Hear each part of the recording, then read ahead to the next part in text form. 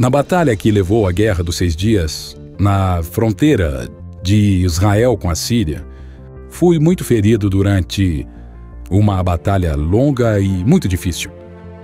Centenas de soldados sírios vieram das montanhas e me cercaram. Nos meus últimos instantes de vida, pude ouvi-los carregando as armas para me matar. De repente, quando estavam prontos para atirar, deram as costas e voltaram rápido para as montanhas. No mesmo instante, eu vi uma luz imensa me cobria de todos os lados e ouvi a voz de Deus falando com o meu coração. Você não vai morrer aqui, Salomão. Então seja forte, eu estou com você. Poucos instantes depois, os soldados israelenses me levaram para o hospital. Observadores das Nações Unidas, que acompanharam a batalha entre os sírios e a minha unidade, vieram me encorajar e disseram: nós perguntamos aos oficiais árabes que comandaram a batalha contra a sua unidade, por que não atiraram no oficial israelense quando tiveram a chance? E eles responderam: não pudemos matá-lo, porque quando estávamos prontos para atirar, de repente apareceram milhares de anjos. Nós os vimos com os nossos próprios olhos, e a única coisa que podíamos fazer era nos virar e correr rápido de volta para as montanhas. O Deus dos judeus queria esse soldado israelense vivo. Olá pessoal, tudo bem? Eu sou o pastor Antônio Júnior e hoje eu estou aqui com o meu tio Mariano Bissego. Ele é historiador, foi meu professor de história, a gente fala muito sobre assuntos históricos e ele tem um canal aqui no YouTube muito interessante chamado Viagem na História, onde ele posta vídeos em que ele mesmo foi no local, nos campos de batalha. Então se você se interessa por esse assunto, eu vou deixar o link aqui na descrição, vai lá, se inscreve no canal dele, eu tenho certeza vocês vão gostar, tá bom? Mariano, esses dias você me apresentou uma série muito interessante sobre a guerra do Yom Kippur. E foi por isso que eu chamei você aqui para a gente bater um papo sobre esse assunto. E eu queria que você explicasse do grande milagre que Deus fez no povo de Israel durante uma guerra. Eu acredito que talvez a maioria de vocês não saibam desse milagre que Deus fez. Tem até documentários aqui no YouTube, né, falando, os próprios soldados relatando do milagre que eles viram diante dos olhos deles. Então, eu queria que você começasse falando um pouco dessa guerra. Bom, primeiro é um prazer te receber aqui e para mim é uma honra participar do seu canal. Muito obrigado pelo convite e reforço o convite para que os seguidores do pastor Antônio Júnior também sigam aí o meu canal, que vocês vão gostar bastante. É diferente, é um canal sobre história, basicamente história militar, mas que tem muito a ver com as histórias que também permeiam não só a Bíblia, como a história de Israel e a história dos outros países também. A Bíblia é um livro histórico também, né? Exatamente. Então, a Bíblia é um livro histórico e uma fonte de muitas pesquisas, e a gente aprende muito lendo a Bíblia. E uma maneira de interpretá-la, além de assistir o seu canal, é também aprender um pouco mais sobre a história. É verdade. Mas falando da história em si, Júnior, já que a minha presença aqui hoje é para falar, antes de chegar nesse milagre, que foi algo de arrepiar, eu vou falar rapidamente sobre por que Israel sempre foi tão perseguido, o povo de Israel sempre foi tão perseguido. Desde a época romana, quando o território onde viviam os judeus foi ocupado por Roma, esse povo passou a ser perseguido por motivos religiosos e também por outros motivos econômicos, etc. E até hoje essa pergunta sobrevive: por que os judeus são tão perseguidos?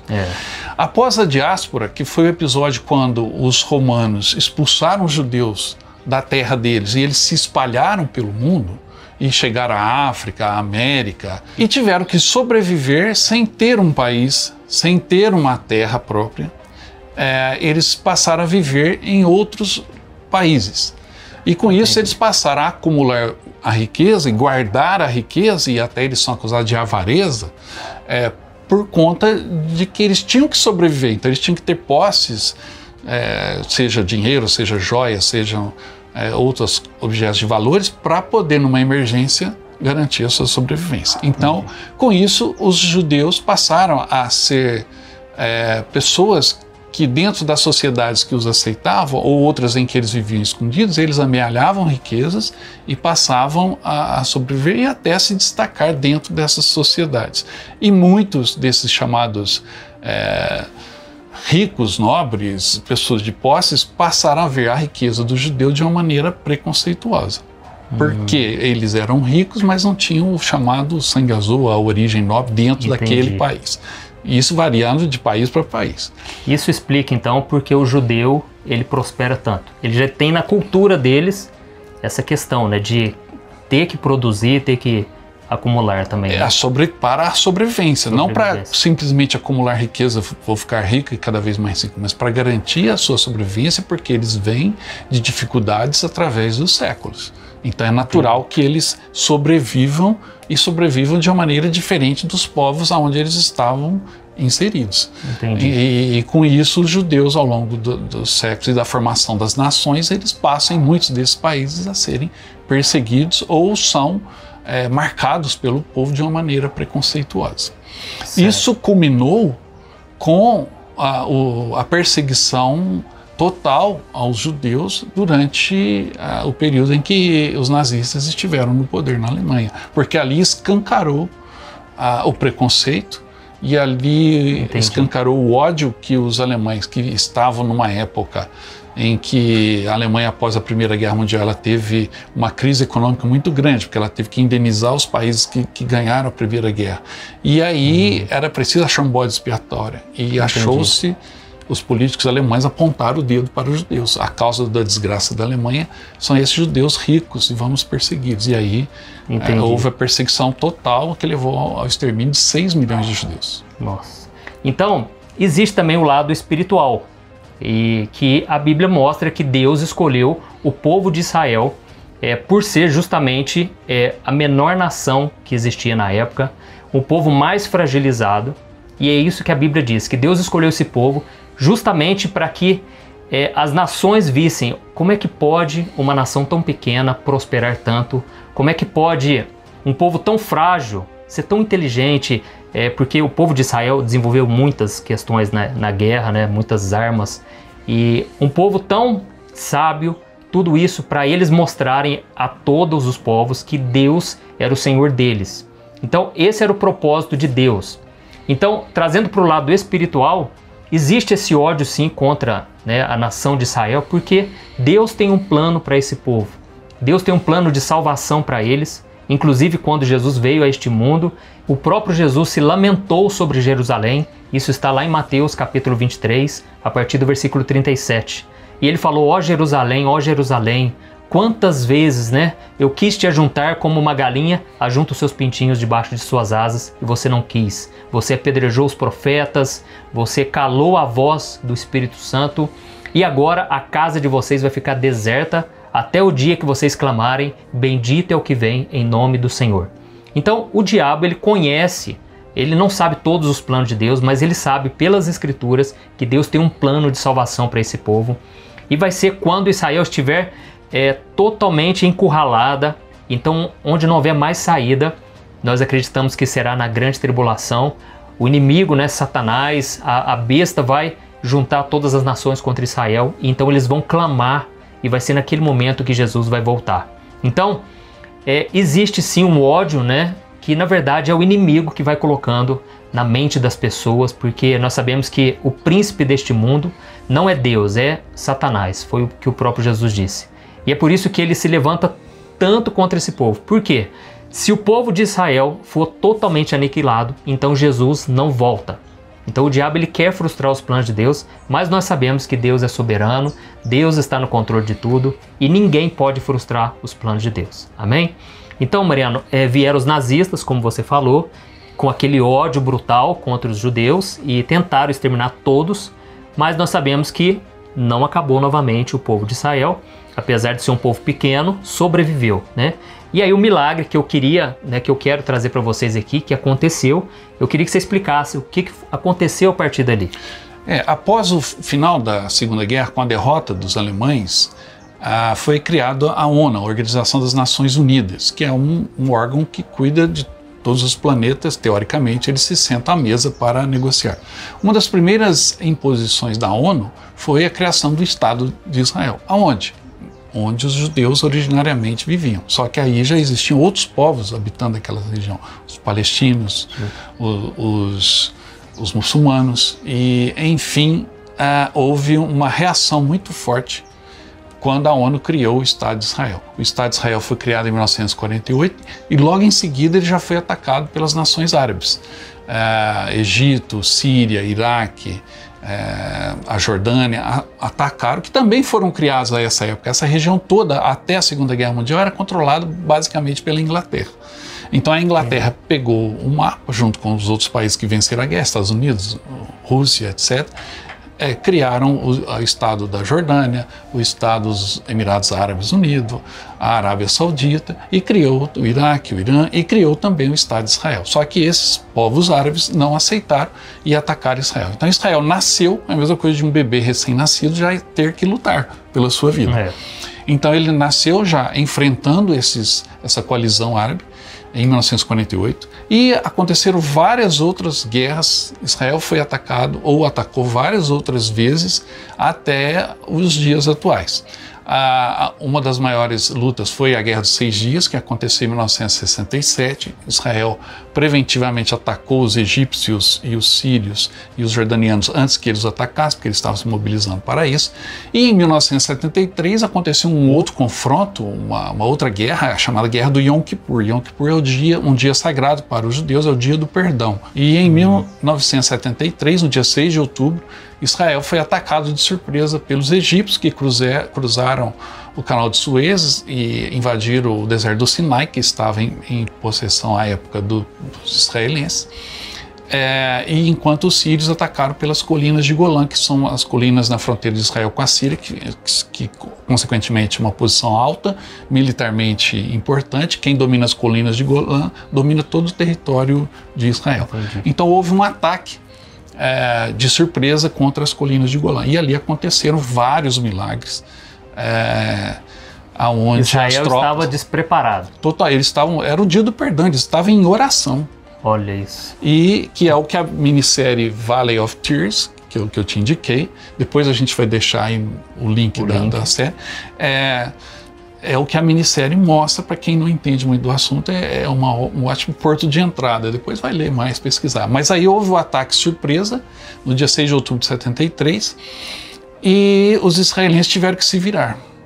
E você imagina, nas colinas de Golã, quase 2.000 tanques russos, tanques modernos, T-72, T-62, T-54, são tanques modernos que os soviéticos forneceram aos sírios, aos egípcios, aos jordanianos, aviões, tanques, para que eles destruíssem Israel, porque Israel passou a ser o maior aliado dos Estados Unidos.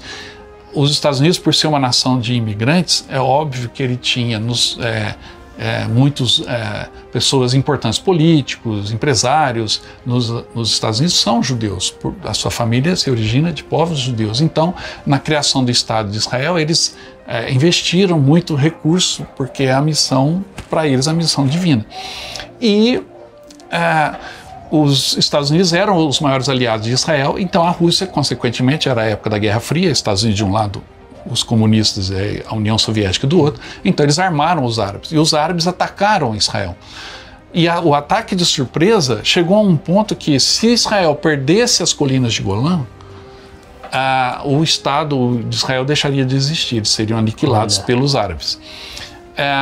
E em um certo momento dessa batalha, nas colinas de Golã, as forças israelenses foram reduzidas a 3 tanques apenas, depois de 4 dias de combate, e mais de 300 tanques sírios se aproximavam desses 3 tanques. Bastava aniquilá-los e eles teriam acesso ao vale e invadiriam Israel totalmente, poderiam chegar a Jerusalém, Tel Aviv, de uma maneira fácil.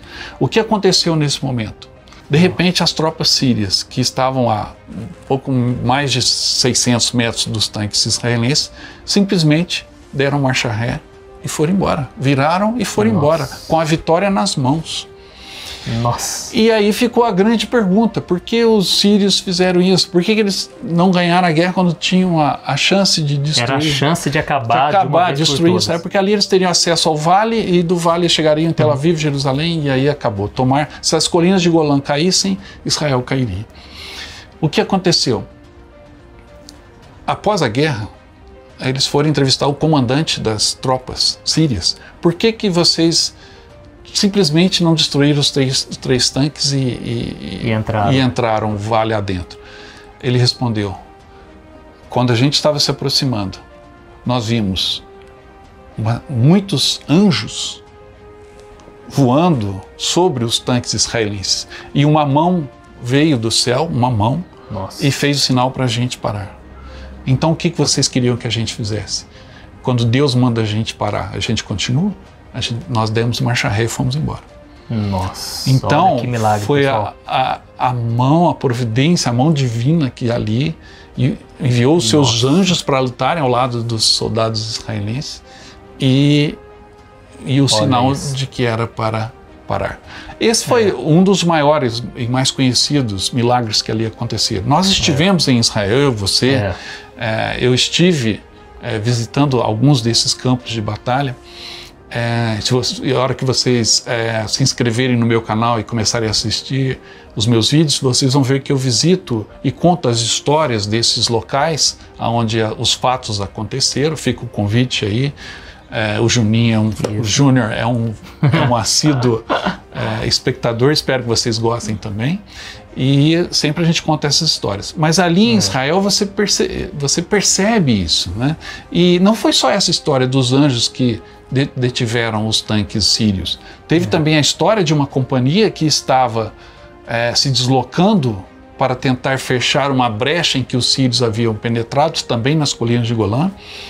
E de repente o comandante para a sua tropa e fala: pessoal, a gente está num campo minado. Então eles estavam num terreno cheio de minas, que são aquelas bombas que você enterra no chão e se você pisar ela explode e causa morte. Então o comandante avisou: estamos num campo minado. O que as tropas fizeram? Deitaram no chão e começaram a escavar com a ponta da baioneta, porque se você tem o contato no detonador, a mina explode. Então os soldados estavam tentando achar um caminho, porque qualquer passo para a direita ou para a esquerda poderia levar à morte de um ou de vários. E um dos soldados começou a fazer uma oração muito profunda, um dos soldados israelenses, uma oração muito profunda. E no meio dessa oração, de repente, vem uma tempestade de vento muito forte, virou uma tempestade de areia. Os soldados então se agacharam e se protegeram do vento muito forte. E quando o vento passou, ele havia levado toda a areia que encobria as minas. Olha isso. As minas estavam todas expostas logo após a oração desse soldado. E aí, aqueles soldados israelenses conseguiram sair do campo minado preparado pelo inimigo. Então é uma outra história de um outro milagre que aconteceu também na guerra do Yom Kippur, nas colinas de Golã. Olha isso. Pessoal, é impressionante, né? Vocês viram nas imagens aí, o pouco, né, de conteúdo que tem disponível na internet. Mas é impressionante como é que Deus livrou o seu povo mais uma vez. Eu sei que muita gente, né, acaba dizendo: mas o povo de Israel hoje está tudo desviado, eles não reconhecem Jesus como o Salvador. Isso é verdade, mas a Bíblia diz, é uma promessa que Deus fez a Abraão: aqueles que te abençoarem, eu abençoarei, e aqueles que te amaldiçoarem, eu amaldiçoarei. Então, Deus tem uma promessa para aqueles que abençoarem o povo de Israel.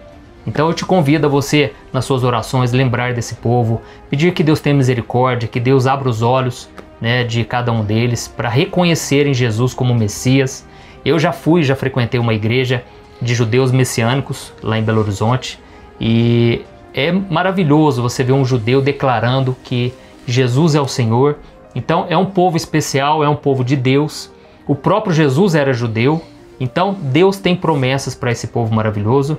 E realmente é um milagre que os ímpios, as pessoas que não são cristãs, elas reconhecem a mão de Deus. Amém? Isso prova mais uma vez que a Bíblia está correta, isso prova que os planos de Deus não podem ser frustrados. Tá bom?